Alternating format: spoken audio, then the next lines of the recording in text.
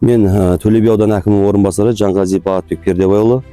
Құрметті Төле би ауданы тұрғындары, мен сіздерге бейне үндеу жариялағым келіп отыр. Себебі мынау қазіргі қысқы маусымның басталуына байланысты түрлі оқыс оқиғалардың орын алып жатқаны баршаларыңызға белгілі.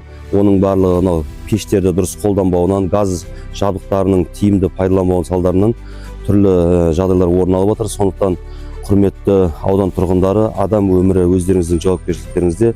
Сондықтан келесі төмендегі мәселелер өте қарапайым болса да, осыны басшылыққа алып, қауіпсіз шараларын қолдансаңыздар деген ниеттеміз.